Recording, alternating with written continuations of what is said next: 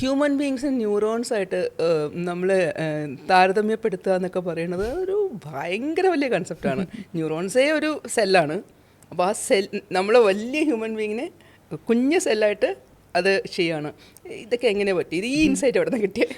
അത് ഒരു ഇമേജറി തോന്നുന്നതാണ്. ഒരു കാര്യം എങ്ങനെ കൺവേ ചെയ്യണമെന്ന് അറിയാതാവുമ്പോൾ സ്പിരിച്വാലിറ്റി കൺവേ ചെയ്യാൻ ബുദ്ധിമുട്ടാണ് ലാംഗ്വേജിൽ.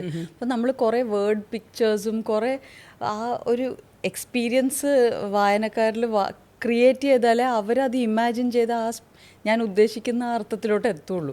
അപ്പോൾ കുറേ വേർഡ് പിക്ചേഴ്സ് എപ്പോഴും ക്രിയേറ്റ് ചെയ്യാൻ നോക്കിയിട്ടുണ്ട് ത്രൂ ഔട്ട് ദ ബുക്ക്.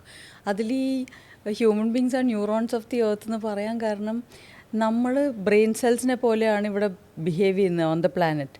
നമ്മൾ ചിന്തിക്കുന്ന പോലെയാണ് നമ്മൾ പ്ലാനറ്റിനെ മാറ്റിക്കൊണ്ടിരിക്കുന്നത്. ആൻഡ് ഓൾസോ നമ്മളെല്ലാവരുടെയും കൂടെ ചിന്തകൾ, like all the neurons together make the brain. അങ്ങനെ നമ്മളെല്ലാവരും കൂടെ നമ്മുടെ ചിന്തകളെല്ലാം കൂടെ കൂട്ടിയിട്ടാണ് ഈ വേൾഡ് ഉണ്ടാക്കുന്നത്.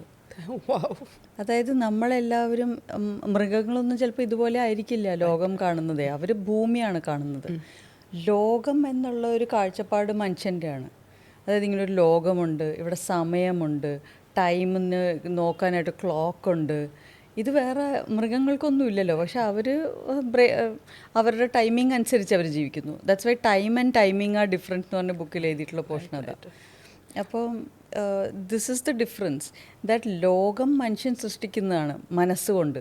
അപ്പോൾ ആ ലോകം സൃഷ്ടിക്കുന്ന മനസ്സിൻ്റെ ഓരോ ന്യൂറോണാണ്, ആ ബ്രെയിനിൻ്റെ ഓരോ ന്യൂറോണാണ് ഓരോ മനുഷ്യനെന്ന് പറയുന്ന പോലെ ഈ ലോകത്തിൻ്റെ ആ ഒരു ബിഹൈൻഡ് ഇറ്റ് ഒരു തിങ്കിങ് പ്രോസസ്സ് ഉണ്ടല്ലോ, അത് നമ്മുടെ ഓരോരുത്തരുടെയും തോട്ട്സാണ്. Okay. So all the 4-year-olds out there, നിങ്ങൾക്ക് ഇനി എന്തെങ്കിലും ക്വസ്റ്റ്യൻ ഉണ്ടെങ്കിൽ അതിൻ്റെ ആൻസർ കിട്ടിയിരിക്കും. അത് തെളിയിച്ചു കഴിഞ്ഞു. 4 വയസ്സ് തോന്നിയ ഡിഫറൻസ് ബിറ്റ്വീൻ അല്ലേ വേൾഡ് ആൻഡ് എർത്ത് എന്നുള്ള ഡിഫറൻസ് അച്ഛനോട് ചോദിച്ച ഡിഫറൻസിൻ്റെ ഉത്തരം കണ്ടുപിടിച്ച് കഴിഞ്ഞു. നിങ്ങൾക്കും കിട്ടും. നിങ്ങൾ 1 വയസ്സ് തോന്നിയാലും 2 വയസ്സ് തോന്നിയാലും 4 വയസ്സ് തോന്നിയാലും യു വിൽ ഗെറ്റ്. നമ്മുടെ ഉള്ളിലുള്ള ചോദ്യങ്ങളെ നമ്മൾ അടിച്ചമർത്താതിരുന്നാൽ മതി. ബിക്കോസ് നമ്മളെപ്പോഴും ചെയ്യുന്ന, കുട്ടിക്കാലത്ത് ഒരുപാട് ചോദ്യങ്ങളുള്ള ആൾക്കാരാണ് നമ്മൾ. ഇതെന്താ, അതെന്താ, ഇതെന്താ, ഇങ്ങനെ അങ്ങനെ കണ്ടിന്യൂസ്ലി ചോദ്യങ്ങൾ ചോദിച്ച് ഏതോ ഒരു ഏജിൽ നമ്മളത് നിർത്തും. എന്നിട്ട് നമ്മൾ തീരുമാനിക്കും നമുക്ക് എല്ലാം അറിയാമെന്ന്.